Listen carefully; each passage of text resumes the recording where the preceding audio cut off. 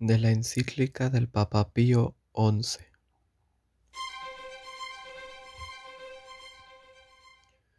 Con viva preocupación y con asombro reciente venimos observando hace ya largo tiempo la vía dolorosa de la Iglesia y la opresión progresivamente agudizada contra los fieles de uno u otro sexo,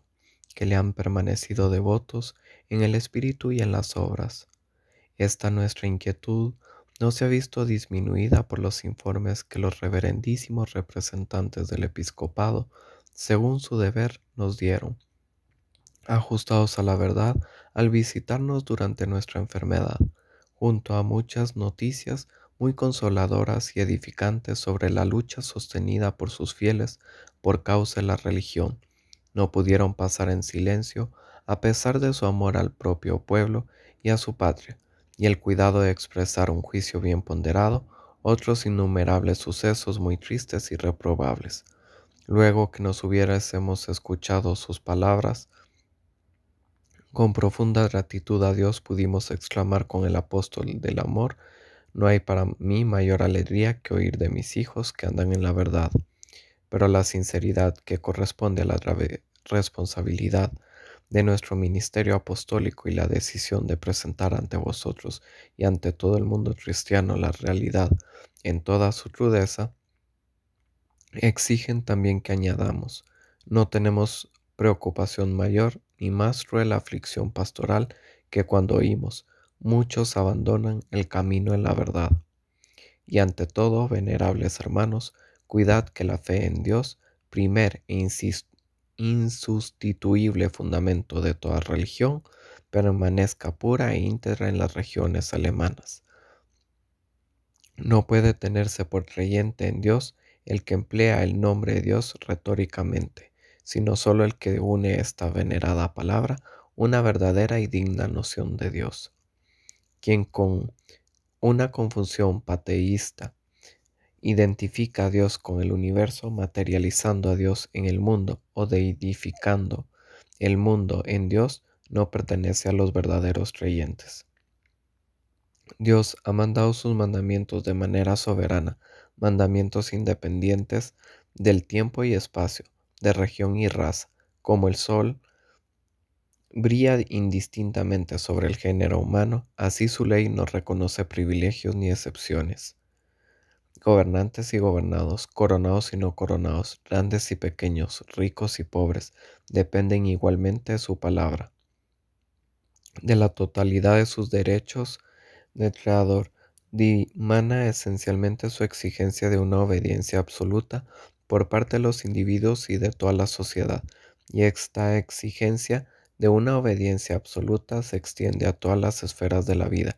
en la que las cuestiones de orden moral reclaman la conformidad con la ley divina y por esto mismo la armonía de los mudables ordenamientos humanos con el conjunto de los inmutables ordenamientos divinos. Sobre la fe en Dios genuina y pura se funda la moralidad del género humano. Todos los intentos de separar la doctrina del orden moral de la base granítica de la fe para reconstruirla sobre la arena movediza de normas humanas conducen pronto o tarde a los individuos y a las naciones a la decadencia moral. El necio que dice en su corazón no hay Dios se encamina a la corrupción moral. Y estos necios que presumen separar la moral de la religión constituyen hoy legión.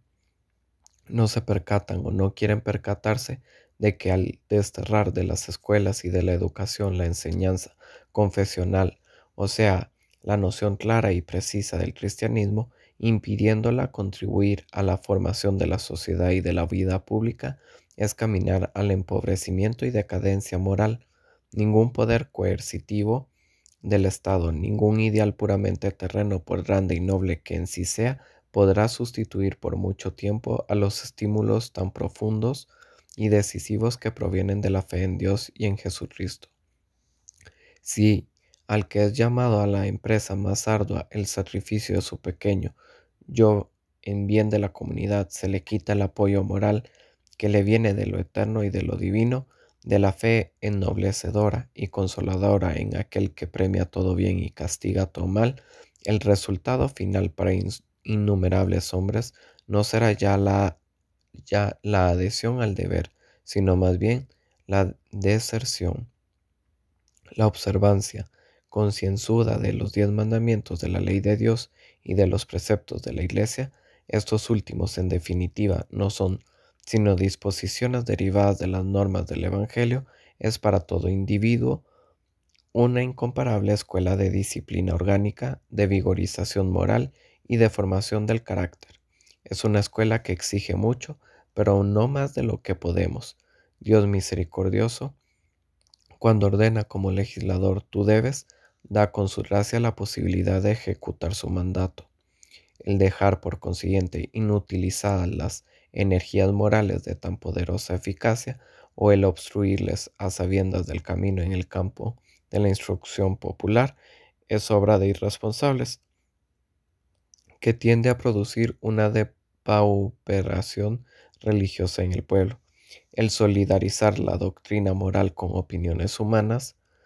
subjetivas y mudables en el tiempo, en lugar de cimentarla en la santa voluntad de Dios eterno y en sus mandamientos, equivale a abrir de par en par las puertas a las fuerzas disolventes. Por lo tanto, fomentar el abandono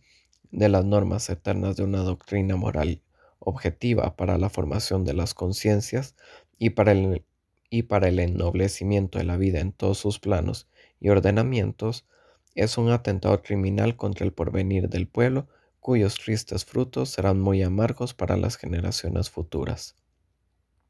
Llenos de confianza en Él, no cesamos de rogar y de invocar por vosotros, hijos de la Iglesia, para que se acorten los días de la tribulación y para que seáis hallados fieles en el día de la prueba, y para que aún a los mismos perseguidores y opresores les conceda el Padre de toda luz y de toda misericordia la hora del arrepentimiento para sí y para muchos que con ellos han errado y yerran.